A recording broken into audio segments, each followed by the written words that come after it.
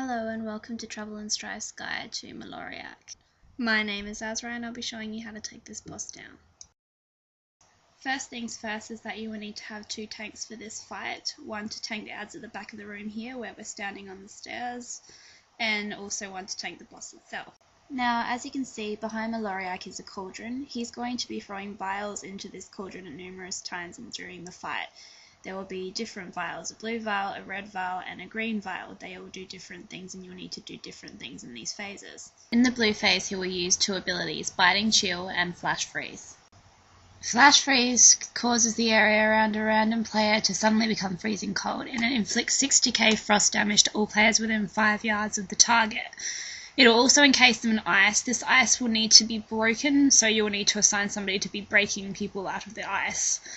When the ice breaks, there is additional damage, which is about 48k, and again that affects all players that are within 5 yards of that target. Now, Biting Chill is relatively the same in that it affects any other player that's near the player that has it. However, it's a lot more minor as it's only 5k damage and only lasts for 10 seconds. So for the blue phase, it's best to stay spread for about 6 yards to be safe. In the red phase, you will need to create a stacking point. Our stacking point is usually on the edge of the arch there, where they've put that purple marker. The entire raid will need to stack on this point come the red phase. Now, the reason for this is because he does an ability called Scorching Blast, which does about 400k damage to everybody in front of him in a cone shape. He will also do an ability called Consuming Flames, which will target on a random player. That random player is going to have to move out from the stacking point and wait until the debuff drops. If they fail to do so, they will be taking excess damage, which could lead to a death. Now lastly is the green phase. This is the best time to get all the adds down that are in the back of the room. So you will want all your DPS to be AoEing them down.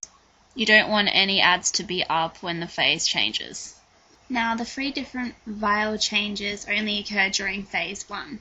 He also has 3 other abilities that he uses: Arcane Storm, Remedy, and Release Aberration. You will need to assign one player to interrupt Arcane Storm. Remedy is an ability that he will use to heal himself, so be sure to have somebody dispelling or purging or spell stealing that. Now, the next thing I'll talk about is the add summon. So this can obviously be interrupted. I think there's 20 adds in total. So you want to spread this out over the fight. Now, 3 aberrations are released at a time. So what you want to do is assign one person to interrupt the summon. So you want to let, say, about 9 or 12 through, and then interrupt the remaining. Then come the green vial phase, all the adds will be AoE down and you start again. Now that I've explained the first phase, I'll get into the second phase.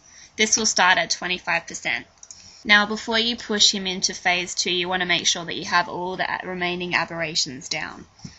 This may mean you have to call a halt to DPS. In phase 2, he has 3 abilities: an Acid Nova, Absolute Zero, and Magma Jets. Magma Jets is a stream of fire that fishes in front of him. It'll do about 40k fire damage to all players within 3 yards, so make sure you're not standing in it or standing in front of the boss. It's also ideal for your main tank to kite Maloriak out and away from the fire fissures. Absolute Zero will summon a sphere of freezing energy near a random player. You need to avoid this, otherwise it will inflict 50k frost damage and it will also knock you back. Try to stay spread from each other to avoid any excess damage. Lastly, Acid Nova lasts for 10 seconds and inflicts about 8k damage per second. 2 big adds will also be released in the final phase. They are called Prime Subjects. They are not tauntable, so if you have aggro on them, you need to kite them away from the boss around the room. Thanks for watching, guys, and good luck. Remember to rate, comment, and subscribe. And here's our boss kill.